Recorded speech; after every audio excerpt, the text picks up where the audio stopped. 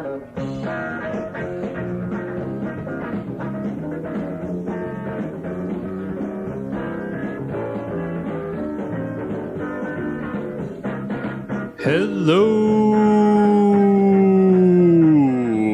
and welcome to the latest episode of the Bad Times, Good Stories podcast. My name is Joe Flanders. I hope you are having an amazing week. And if it's not amazing, then I hope it's solid. And if it's not solid, I hope it's average. Let's just hope for nothing less than an average week. Boy, that went down pretty quickly, right? I'm having an above average week. Things are going pretty well. My birthday is this upcoming weekend, and as promised, I said I would tell you what I'm doing. I still don't know what I'm doing, so I guess there's nothing to report yet. But next week, boy, I'll give you the whole story, as exciting as I'm sure it will be. This week on the show is someone I've known for several years now. Facebook tells me our friendship began in 2012. Her name's JoAnna Stephens, and she's a great person who has a pretty incredible story to tell. Over the course of the past year, she has had 2 brain surgeries, each one removing a tumor from her brain.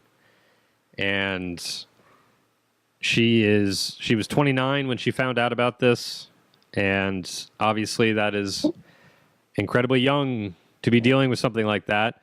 And it's pretty remarkable how she even found herself in the ER to begin with. And we talk about that. She got a mysterious text from an unknown number, and the rest is history. Really a great conversation. I know it sounds like it's a heavy topic, and it is, but the reason I wanted to talk with JoAnna is, while I don't pretend to know her incredibly well, the interactions I've had with her over the years, she's always been a very positive, warm person, and I've been watching the video updates she's been posting over the months on her social media pages, and I could tell that it would be an overwhelmingly positive conversation, and that was the case.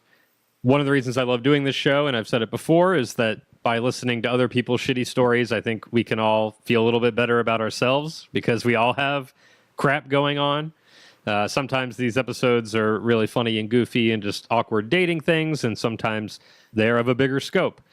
But regardless, hopefully when you listen, you feel a little better about your situation, or at the very least, you feel like you're not alone.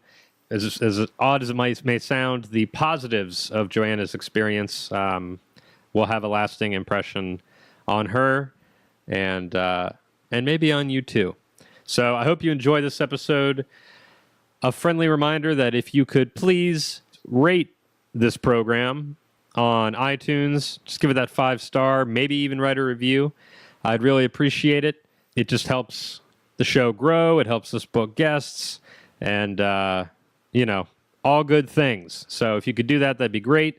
You can also check out badtimesgoodstoriespod.com, where you can listen to previous episodes, check out our merch, and support me on Patreon so I can continue to do the show that I love doing. That's all I've got for you. So without further ado, here is my conversation with JoAnna Stephens.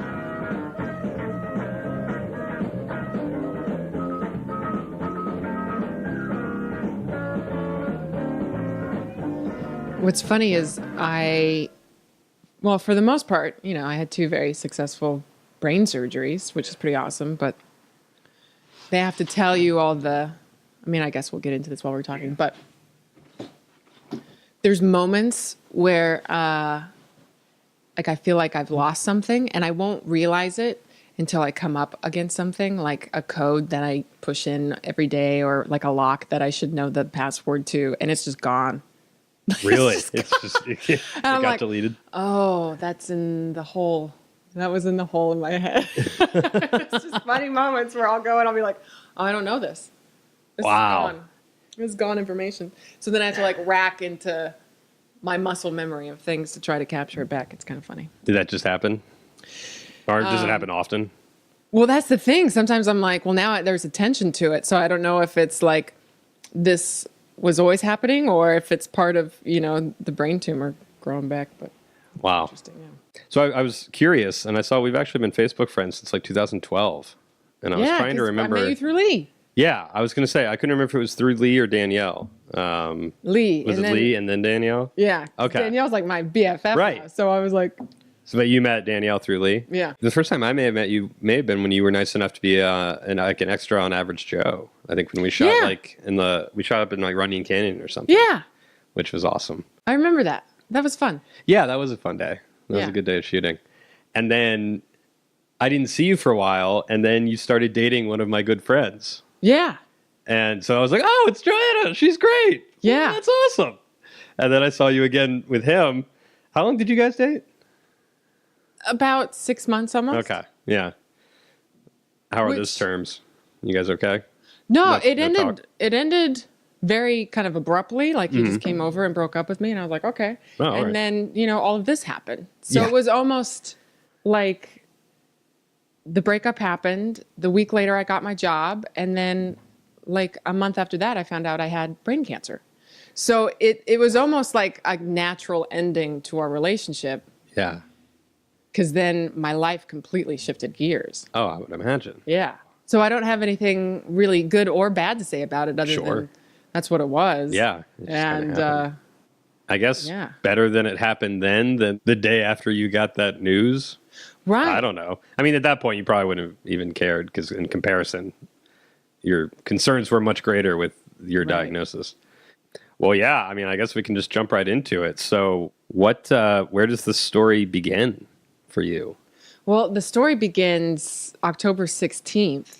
I was at work. Of this year, right? Of last year. Or, sorry. Yeah. Okay.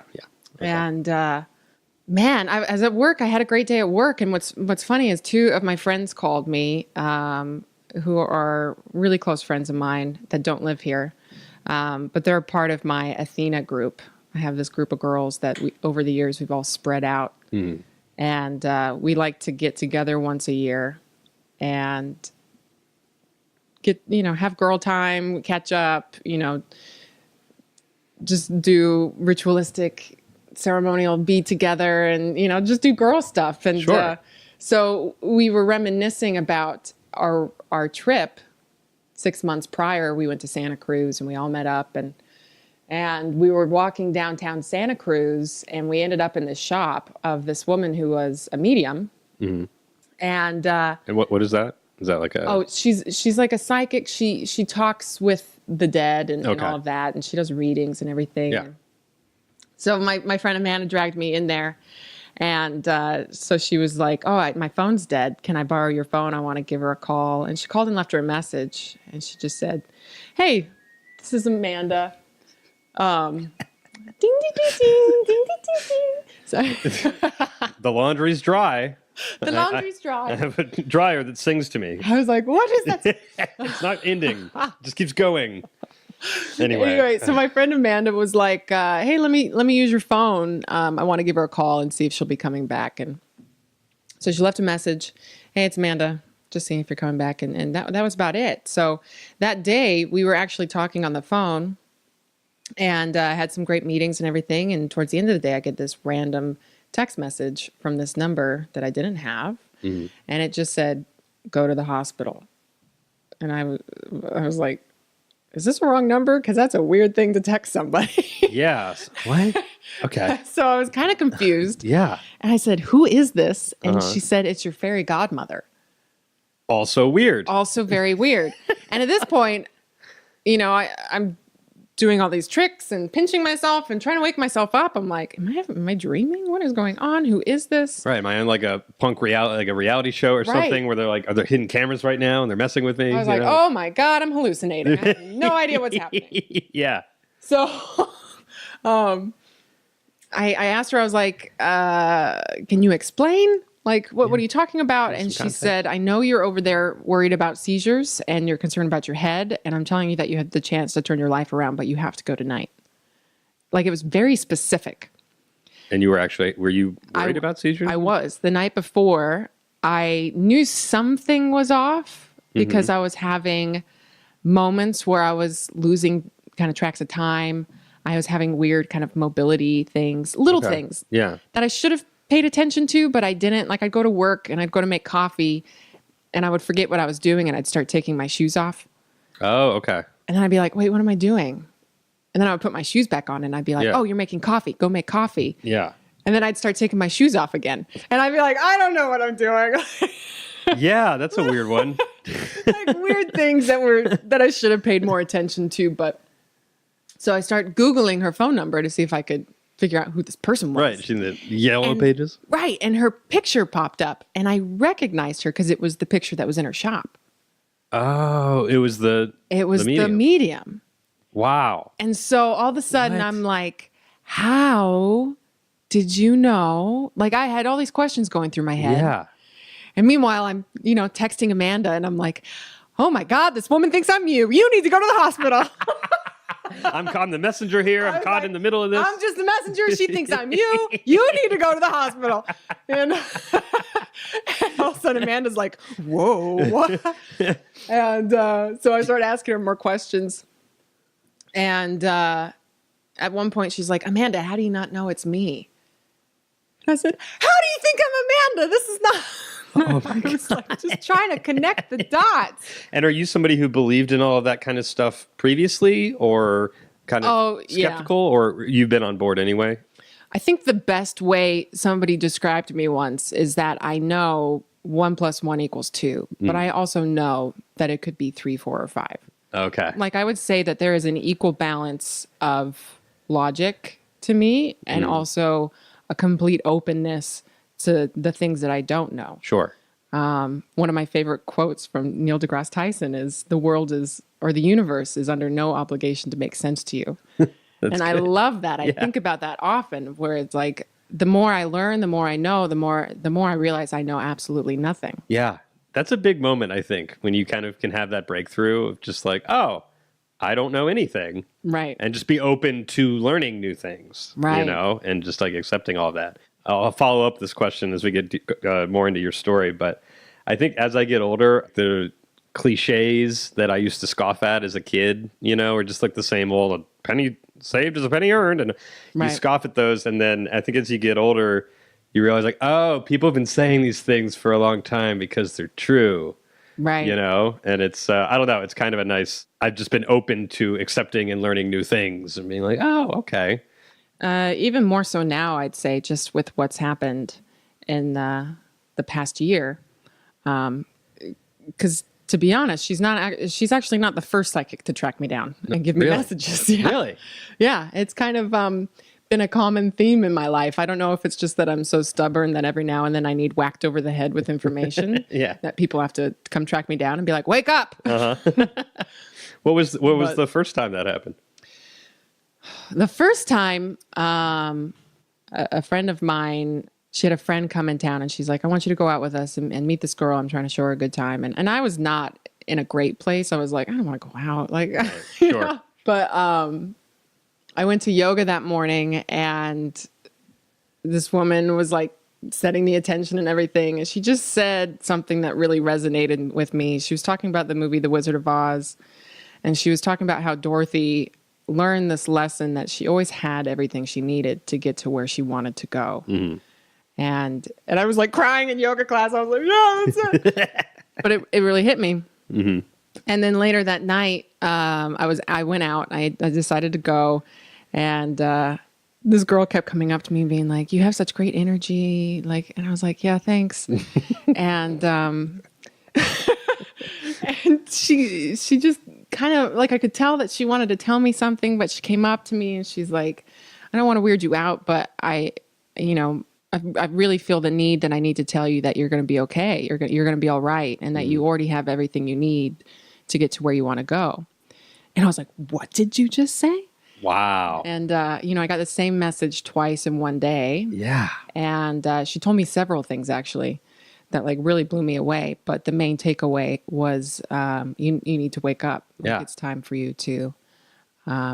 she's like, "I know that you've gotten really good at living on autopilot, but you got to stop that. It's time for you to wake up." And I was like, "Oh, wow. Okay." Damn. But that was about 5 years ago, 5 or 6 years ago. Did you? Yeah.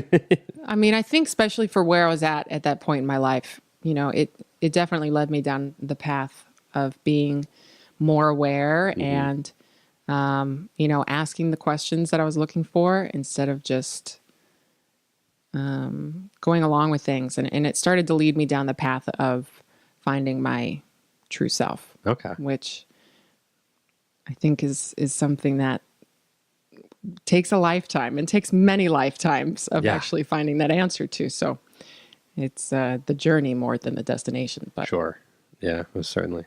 yeah. Okay. So your first interaction like this was 5 years ago. So now you're getting these texts. She's telling you to go to the hospital like that night.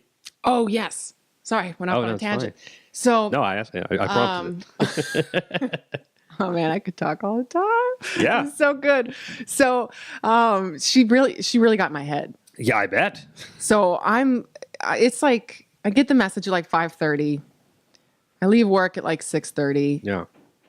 I'm like still trying to figure out. I'm like, do I need to take this seriously? What is going on? Right. And at that time I was dog sitting for a woman over the hill, in more West Hollywood, Beverly Hills area. And so I was like, well, I got to go check on this dog and everything. And I'm driving and I was like, she said it had to be tonight.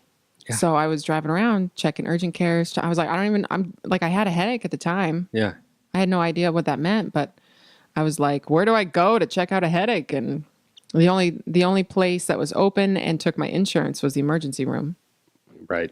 Yeah. So I ended up at the emergency room at 11 o'clock at night and I felt kind of dumb. I was just like, I just have a headache. Yeah, you got to feel like a moron, because I'm sure there's like people on either side with limbs missing and God knows what. You're like, Women coming in, having babies, screaming, and I'm just like, ooh, I have a headache. I got a headache. Did you take Tylenol? Yeah.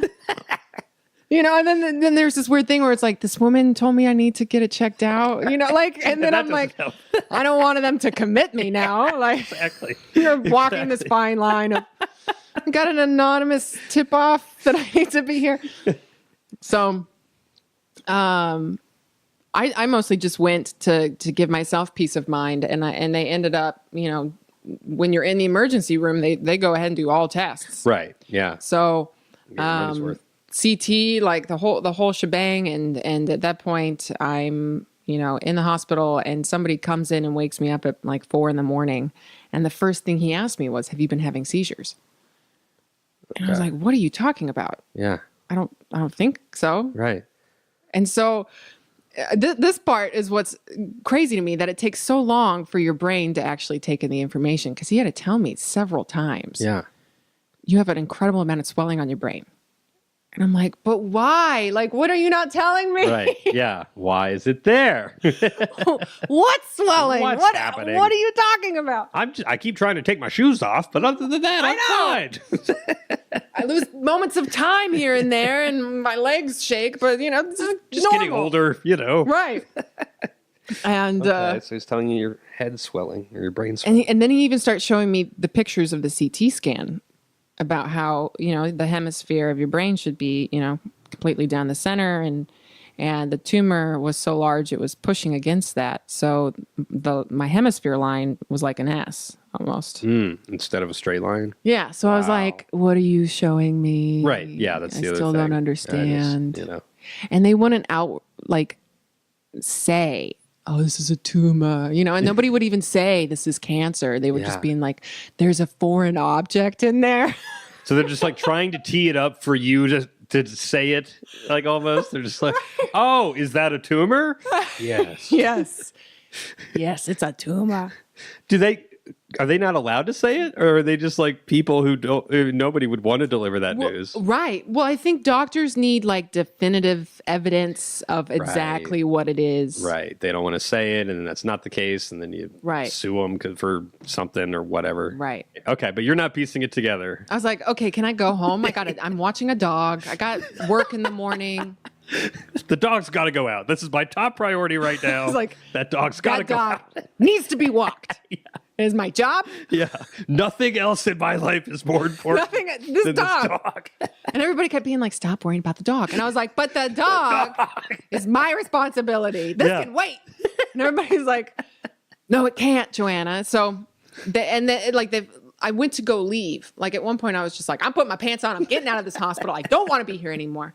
And what's funny is I didn't actually remember this guy's actual name. I just nicknamed him Dr. Straight Shooter because he came into my hospital room and he's like, what are you doing? Where are you going? Yeah. I was like, I'm going home. The dog. There's a dog. And he was like, I took a look at your insurance and you, if you leave now, you're going to be put back into your insurance system and it's going to take you months and months to get back here. And you're going to have to do all of these tests over again. And you're never going to get as good a doctor as the one that you have here and now. And so he's like, so why are you leaving? Yeah. And I was like, well, my case has been chopped down a bit here. yeah, and then I was with a friend of mine and he's like, can you give us a few minutes to talk about it? And he didn't leave the room. He's just like, what is there to talk about? Yeah. What do you sell insurance? And my friend was like, oh, no. So he's like, we have OR time open on Friday. I would just suggest you stay. So I took my pants off and I was like, fine. And I stayed. And it was actually a really eye-opening experience once I just allowed myself to say, I have a brain tumor. Apparently it's very large. You know, it was about the size of a lemon. And it was in my left frontal cortex. And, you know, once I also got over the shit, the crazy lady was right. Yeah, that has to be fucking with you on so many levels. Like, because I kind of, you know, gave her a little bit of back talk. Like, you can't harass people like this. Like, I don't, you know, this was before I found out the diagnosis. I was like, you can't just send people text messages like this. Right. And when I finally got the news, I texted her and I said, you know, I don't know how you knew, but you knew. And thank you. Yeah. Because the doctor said I could have had a seizure at any time. She backed off quite a bit After that. and I was like, well, shit, where'd she go?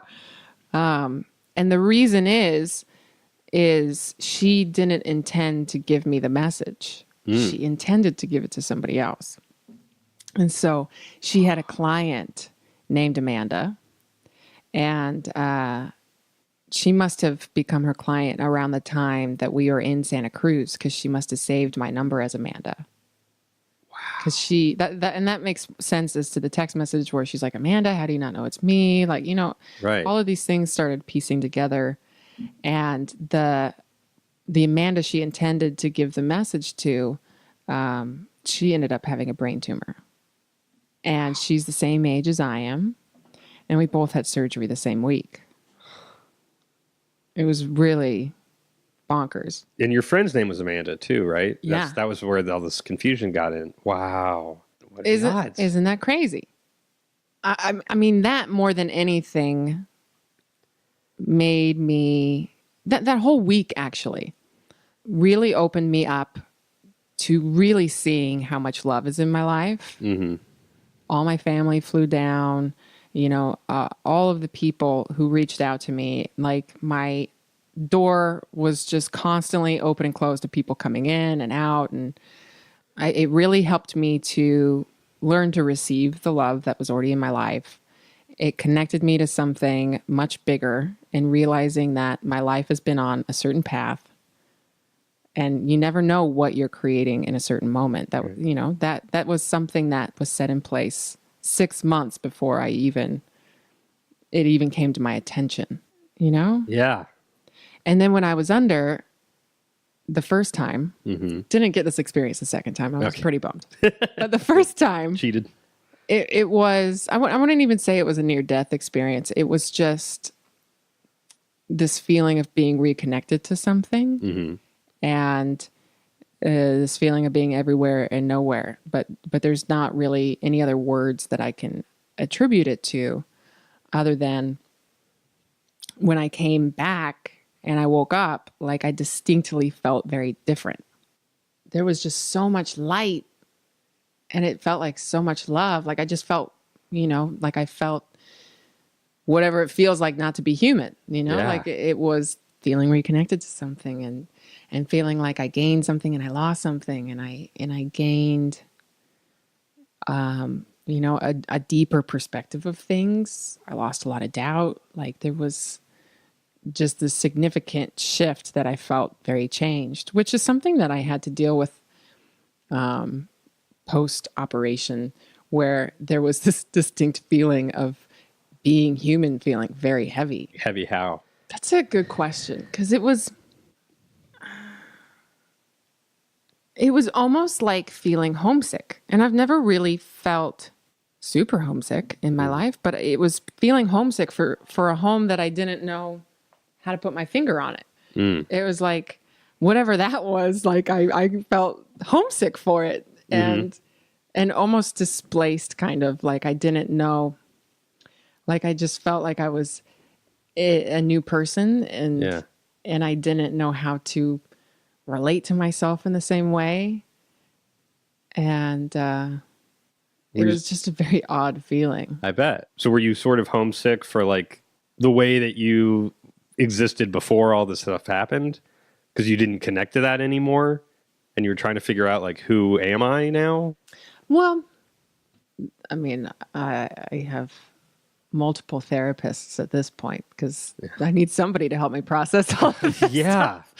I would imagine. But that is something we talked about how, when there's like deaths in your life, you go through a similar grieving process of letting go of who you were. Yeah. To create the new you. And it was a lot of asking myself, well, who am I now? Yeah. Do so many things just not matter anymore? Just petty things? Are you able to let go of that stuff temporarily? Do you not even think about it? Is it, I'm just lucky to be alive and every day's a gift? And, Oh, yeah. Yeah. I have very high tolerance for lots of things these days, where I'm just like, oh, everything is beautiful. Yeah. Everybody is like love and precious. And like, I look at people and I see the divinity in them. Like, I'm just looking at the trees and I'm just like, this is beautiful. And we aren't here very long. And we should really, live in the present moment. Like it's been my greatest teacher in reminding me to just stay present.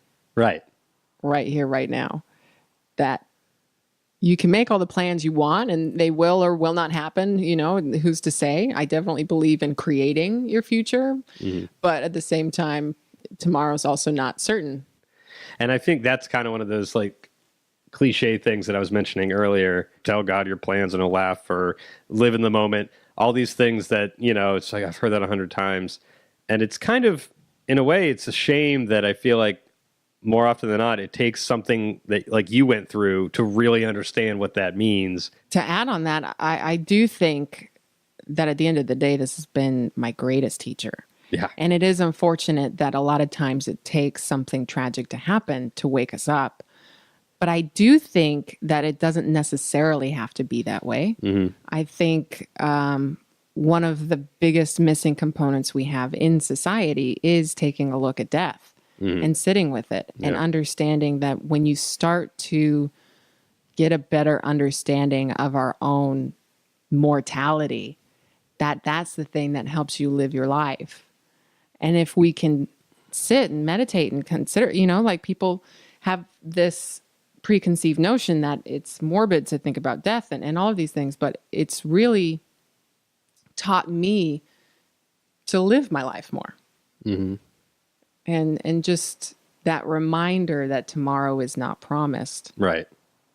Snaps you back into, well, what do you need to do today? And that in itself is such a gift. Right. I know, like for me, like I'm just thinking like I'm definitely in this and I'm getting everything that you're saying. And I just thought there's still a greater than 50% chance that the party I'm going to tonight, I'm going to get stuck in traffic and I'm going to be pissed off about the traffic and I think my life is awful and I'm going to forget everything we talk about. Right. And so it's just like that constant challenge to remind ourselves that this is amazing and that the fact that we're here and all these things, it's just hard. I mean, have you found yourself at all, even since this, losing sight of that temporarily? Oh, yeah. I feel like it is human to forget that from time to time, but I'm wondering if that's happened a lot less, I would imagine, with everything you've been through, or do you still find yourself kind of slipping back into... Oh, I slip all the time. Yeah. I think it's human nature to slip. Exactly. And I really think that we only get moments of clarity. Right. Yeah, you can't just live in clarity. Exactly. Yeah. And it's those moments that teach us something. And then that moment is fleeting and it's gone. Right. But you start to collect moments and it's a constant fluctuation between, I like to say that, we're meaning making machines, right? That's the human experience. We want to attribute meaning to everything. Yes. And yet I went down this rabbit hole of trying to understand the difference between what's the brain and what's the mind. Okay. Yeah. Elaborate, please. Because, the second time around doing brain surgery, because the tumor grew back to the size of a lemon within 3 months. Yeah. Okay. So, that was big. That was a big deal because they had told me that, it had probably been growing a decade to get to that size. I don't know why they describe tumor sizes in food, but they do. It seems more palpable. The first time around, he was trying to tell me it was like the size of an orange. And so I was like trying to get a gist of what size of an orange he was talking about. I was like, are we talking like a navel or a cutie? Yeah. And we were like going back and forth. And he's like, well, I don't want to call it a cutie.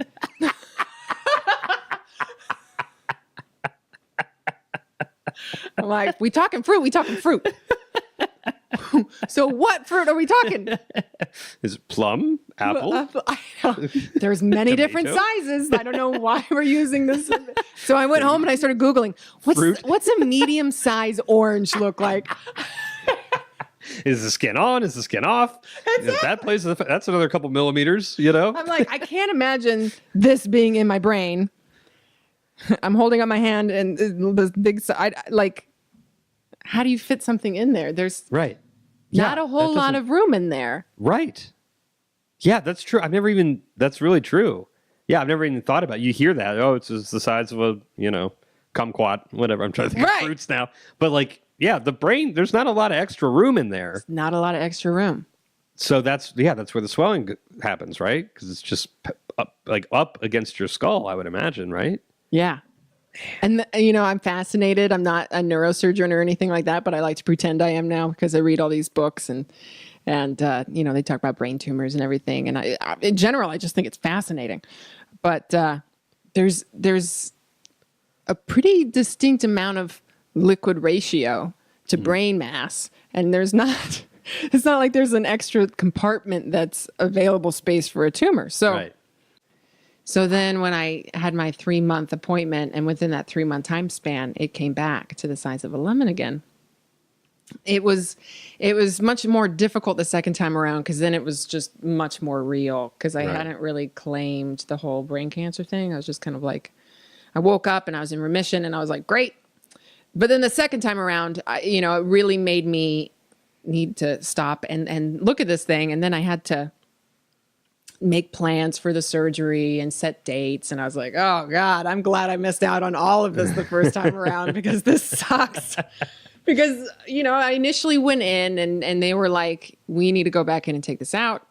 And I said, can I have 3 months to go and explore and find answers and do what I need to do? And my doctor said, if it was me, I would have the surgery tomorrow, but you can have maybe 3 weeks. And I was like, ugh, great. Okay. So I set the surgery date and really sat and went to work with myself and was like, okay, if I'm going to go in there and do this again, like one of my biggest fears is legit going crazy. Like to live in a world where I'm the only one in agreement with the reality that I live in is one of, my biggest fears. So I was like, well, if something does go wrong, if they do hit something, that renders half my body not working, because they're like, you could lose mobility on your right side. And it was sitting right on top of my language centers. So they're like, you could lose English. And I'm like, great. Okay. I'll just relearn that. And they have to tell you all the risks involved. I sat and I was like, where do I exist?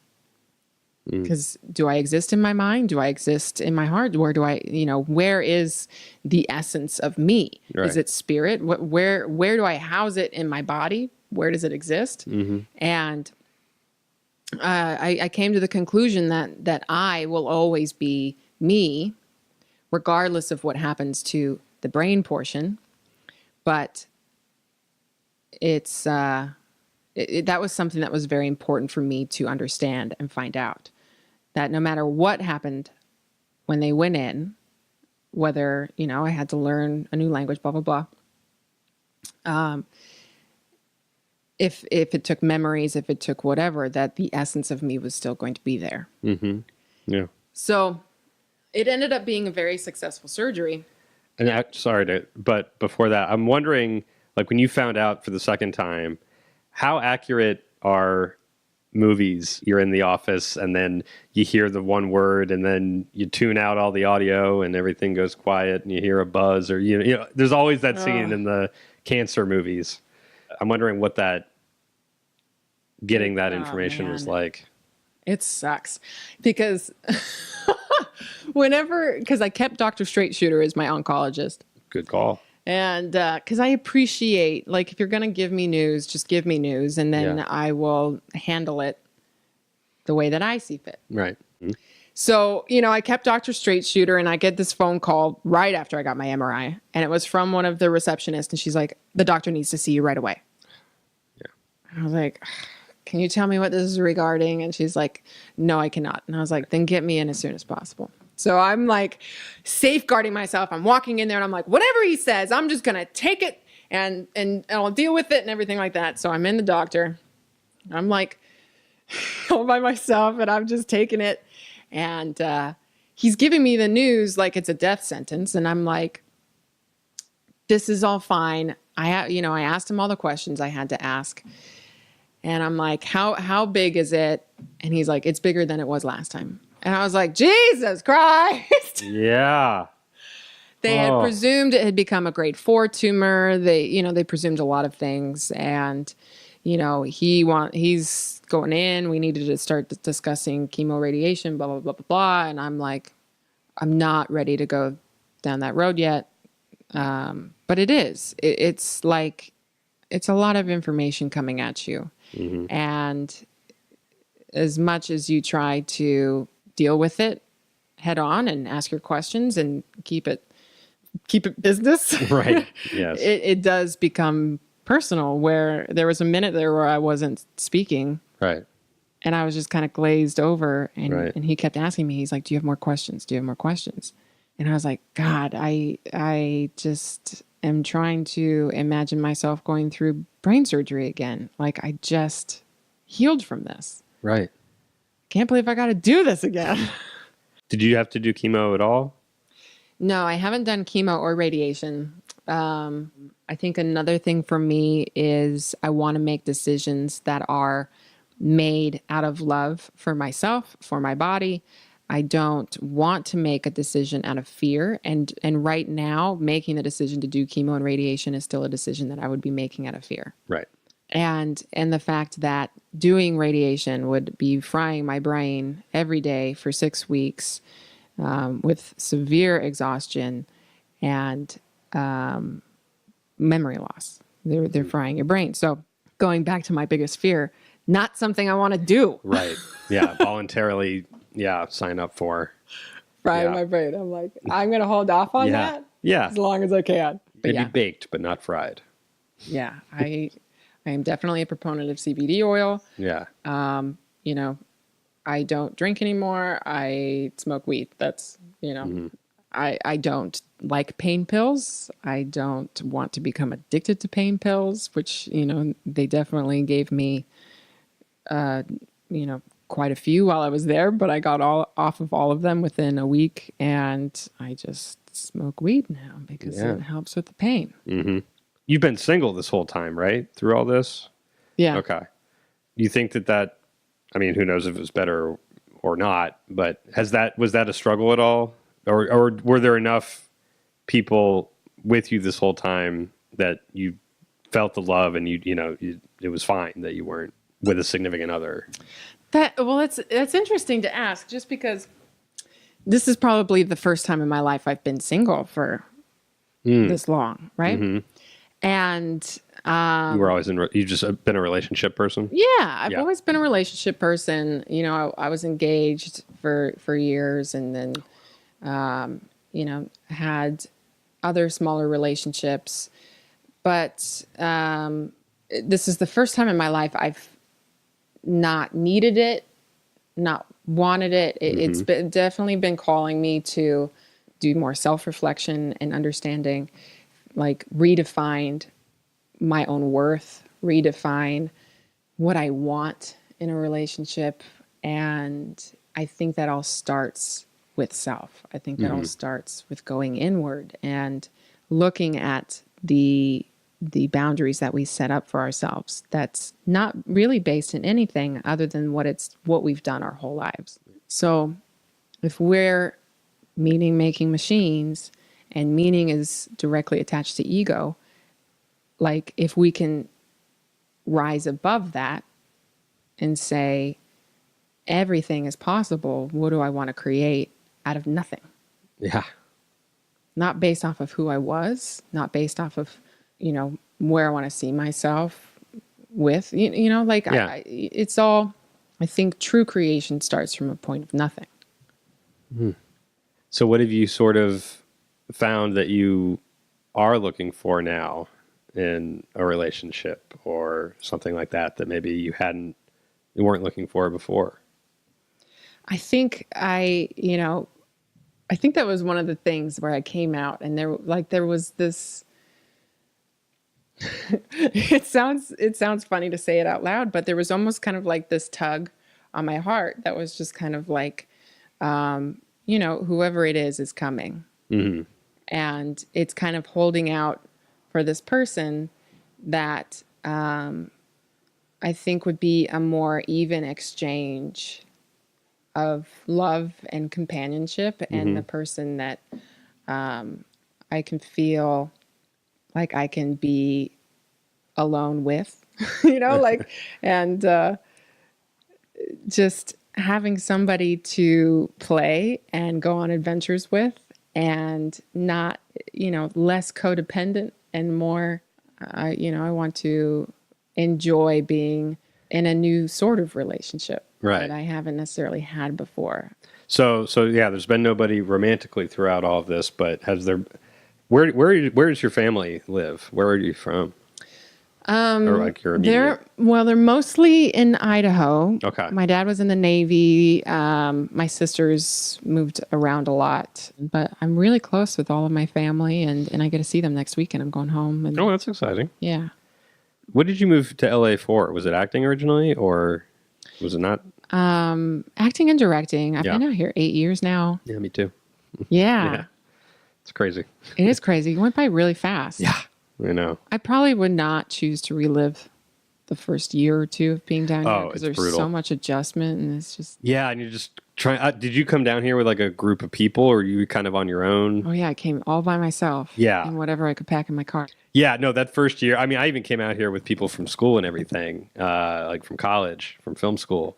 And it's just... you're just trying to find your footing like every day. Yeah. And you're just like, you seem like a person that might seem like I could hang out with. Oh, nope, never mind, Right. And it's just, because you're just trying to find some connection. People. You just need people around you. And then you're like, man, those people that I was around. It was funny when I was driving over here. I used to live off Western, and I was driving home one day in the rain, and I was close to that Western exit. Yeah. And there's like this mound of, dirt. And it's raining, and there was this Astro van in front of me, and I noticed he swerved a little bit. We were probably only going 30 or 40 miles an hour because it's raining. Right. And in LA... nobody can drive in the rain. Yeah. I think it's a monsoon. And so I'm like, what is this guy doing? And then the next thing I know, some like pedestrian had run down and ran into the freeway, and he jumped on the hood of my car. Oh, dear God. And I was like, what? And then he came around to my driver's side door. He was trying to carjack me.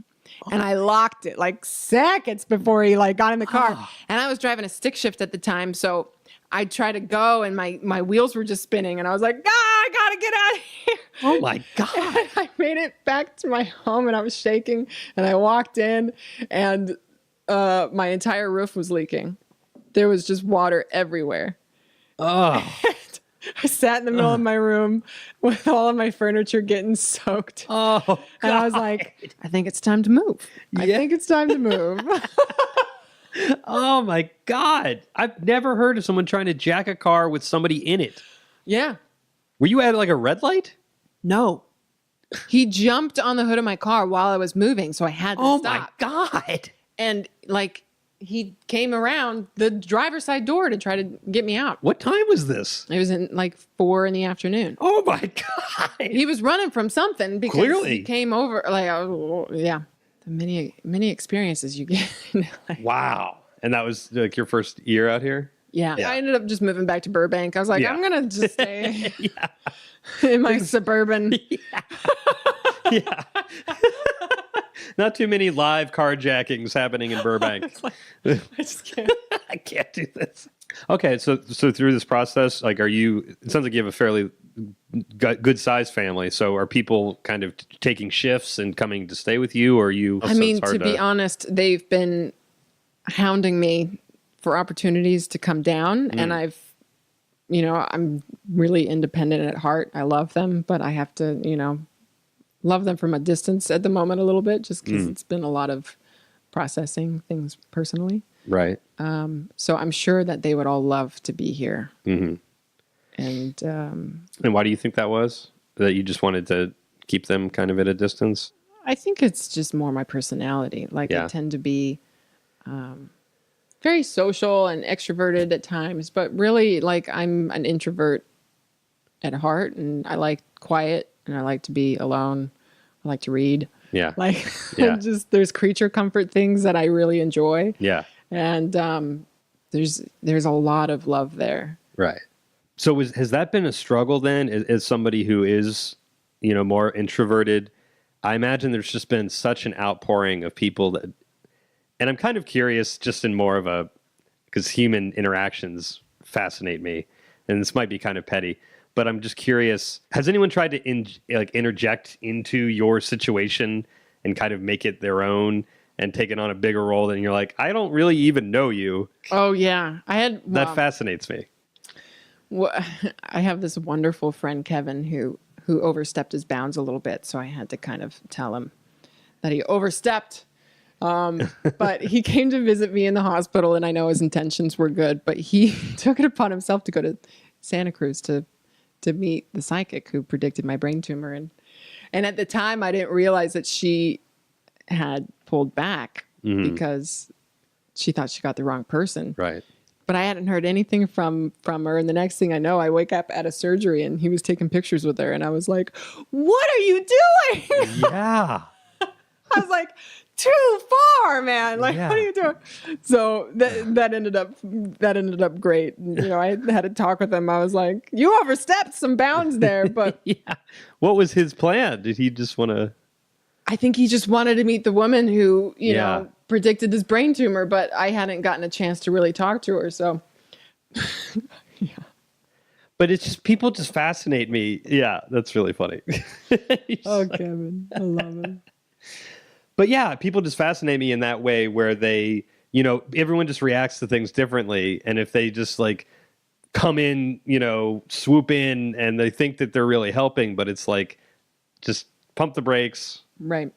I got this. And that must be kind of a hard conversation to have because, in all likelihood, I mean, I think some people are just, they want to butt in and make it about them or whatever. But I think most of the time intentions are probably good.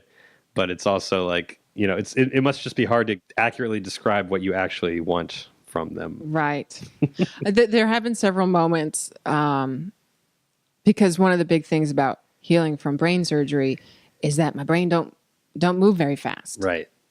So like the healing process is real slow for like the first week or so or two, and you gradually get your brain firing faster and faster. But the big rule that I had to set out was don't ask me questions because I'm not going to answer them. Yeah. And take it slow. But that's hard because you got all your family around you and they're just kind of staring at you and they can't help but ask questions. Right. How are you feeling? Is today better? What's it like now? And I'm like, don't ask me questions. And, I had a friend who came and, and it is hard because, their intentions are very good. Yeah. She, was just talking so much and your brain can't take it all in. Right. Yeah. I'm like, just picking up like every third word or something. Like, I don't know what the hell you're talking about. My brain is so easily overloaded. Yeah. Like, you're exhausting me. I can't. You know? Yeah. Logistical things that I could tell people are like, we don't know what to do. And I'm Right. like, I know, but you got to just be quiet. Yeah. Right. Yeah, because some people respond like nothing has happened, and the best way to, they're like, oh, well, the best thing that I can do is just act like everything's normal and not be hovering or anything like that. So I'll just tell you, act like nothing happened and just tell you about my day and this and that and everything Right. else. And then the other, the extreme opposite of that is the person who's just tiptoeing around you and everything else. And yeah, it's almost got to be maddening. And then you probably feel bad because you know they're there for the right reason, but it's just, it's hard. Yeah. And it's interesting because I always try to be mindful of, it's the same thing. Like there's nothing good to say at a funeral, Right. Anything you're going to say, the person's already heard 100 times. Right. In a way, it's like similar in this type of situation. Personally, we're good acquaintances, but there's no way in hell I was going to like send daily messages or anything like that. Cause I'm like, I don't need to insert myself into this. And then it's just like, oh, watch the videos. And glad you're doing better. Like I was thinking about you throughout the whole process, like at night I'd be like, good vibes to JoAnna. All of that has been felt.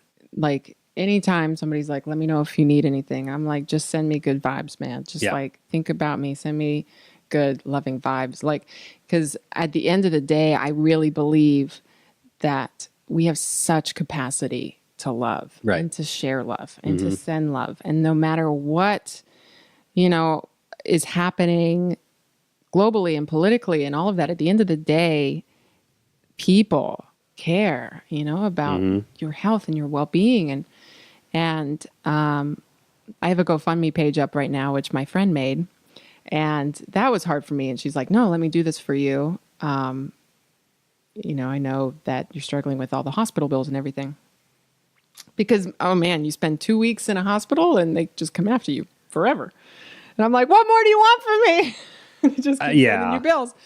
But it ended up being this wonderful, nice thing that she did for me.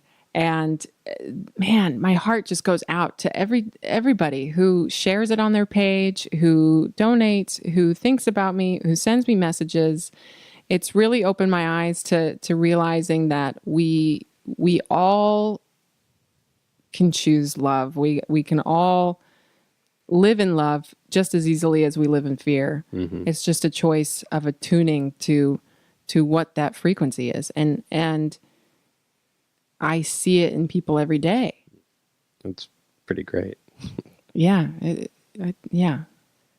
So where are we at now? So you had the second procedure how long ago? 3 months ago. I just had my 3-month MRI. And everything.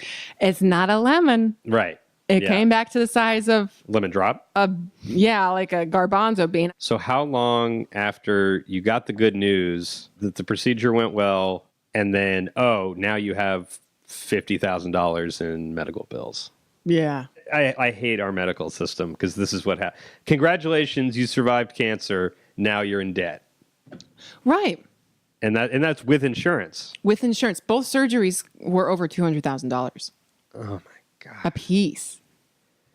So to some extent, like, thank you, insurance, because I can't imagine not been insured. Right, because that would have been $500,000, right? That would have been $500,000. Surgeries and then the hospital, $80 for a box of tissues in the hospital. Right. All that. I mean, that's obviously a small example, but. Oh, well, that's the funny thing, too, because I was excited to get this bill to see how much it was going to be. Yeah. And we were all taking bets, too. Higher or lower, Yeah. And the costs of things was just ridiculous because they give you line items for how much everything costs. And the anesthesia alone was $16,000. And then all of the pills and medications they gave me was another $15,000. So I was premium high for a week on $30,000 worth of drugs. Yeah.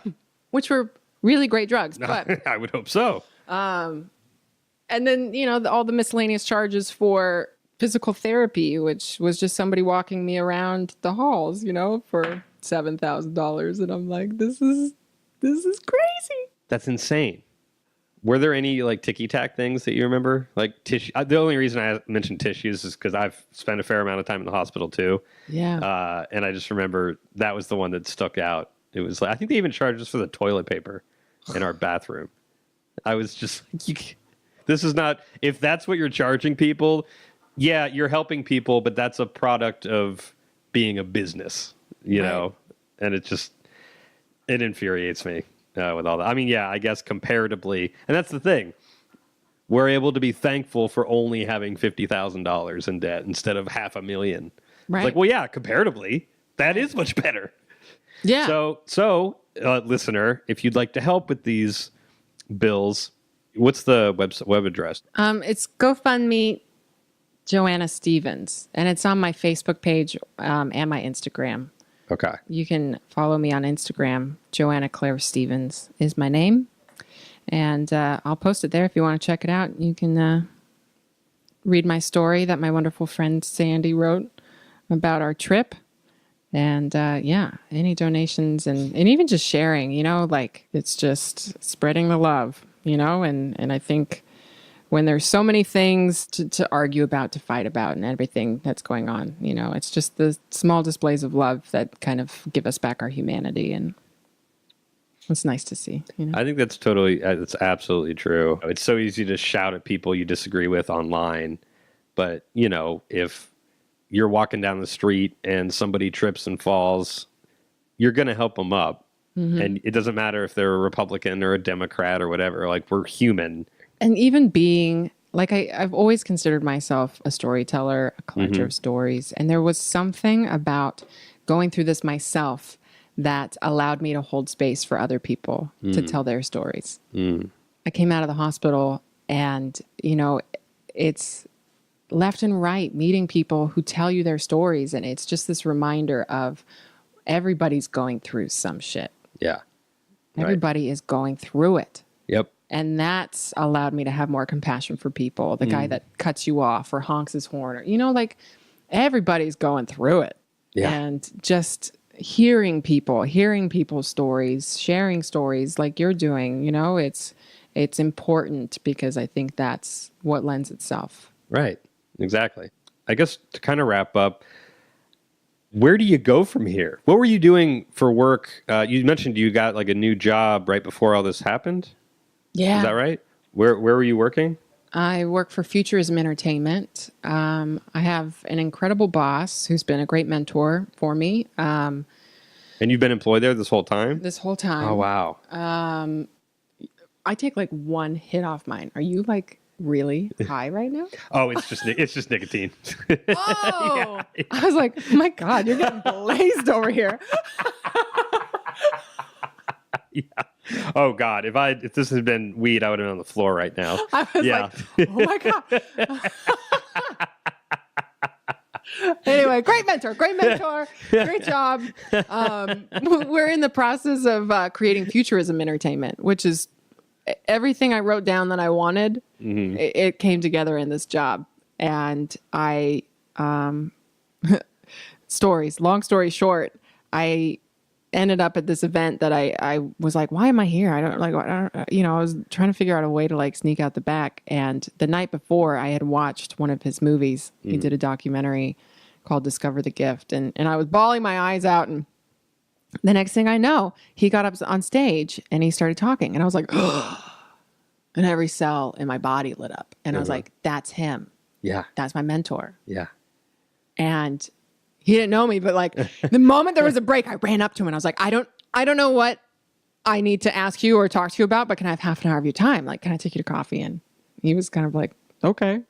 But yeah, it ended up being great. We had a great conversation. I told him like, this is what I'm interested in. I've been doing startup for years and I've gone in this direction of creating new platforms, new technology for where content is going to live. And then he showed me his plans for Futurism Entertainment. So what does that entail? Like what other sort of platforms are you guys envisioning?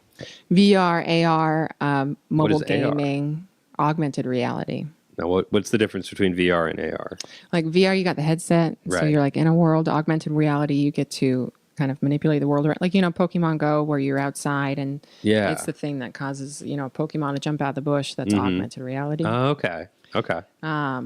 So it's fun to be, in the process of creating Yeah. the next big thing. Yeah. So it's new. I get to go to work every day and, develop stories and work with a lot of really great companies and people and I get to do what I love. So That's a blessing.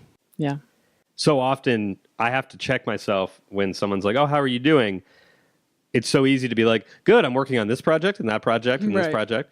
And I've gotten much better at it in the last couple of years, to the point now where if I ask a friend and they start with that, I'm like, "Yeah, but how are you doing? Right. How's the human being Right. doing in there?" So I'm wondering if, with everything that you've been through, if you've noticed sort of a shift in just the way your interactions with people. I mean, especially living in LA, it's easy to get caught up in that because, that's what you hear from people every time. And, when I first moved here, people would always be like, "You're not from here, are you? You're too nice." And I was like, "Well, thank you." Was that a compliment? I don't even know. And, if anything, it's made me stand in like the whole, yeah, I am nice.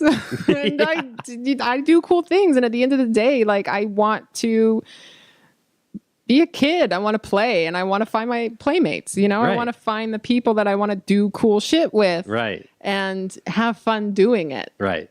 It was a big perception shift for me, just being like, what am I going to do in my 30s? Like, blah, blah, blah. And then all of a sudden it was, oh my God, I hope I make it to 30. Like, Right. Yeah. Yeah. There's just this assumption that we all have, And then you make it to 30 and you're like, oh, thank God I crossed the line that I didn't even know was there. Right. Yeah. That's a success. Yeah. So take the mini wins where you can get them and enjoy them. And that's how I feel. Yeah. Well, thank you so much for coming on. I really appreciate it. Thank you for having me. That was the episode. I hope you enjoyed it. I really enjoyed talking with JoAnna, and I think she's got a great outlook and view of everything that has happened to her thus far, and obviously wish her nothing but the best moving forward. As you heard her mention, she is definitely drowning in some medical bills, and I know we gave the information during the episode, but one more time, if you'd like to hear more about her story or share it or help give to the cause, you can go to gofundme.com/JoAnna-Stephens, and that's STEPHENS. gofundme.com/JoAnna-Stephens. You can also follow along her progress on Instagram. She is JoAnna_Claire_Stephens. That's all I've got this week. Again, if you wouldn't mind giving us that review on iTunes, really appreciate it. You can email me at badtimesgoodstoriespodcast@gmail.com. If you've got a story to share, I may just read it on the air. And shout out to Kelly, who sent me an email. I will read it next week. I look forward to it. And from the sound of it, it was a pretty crazy story. So that's all I've got this week. Until next Wednesday, keep laughing.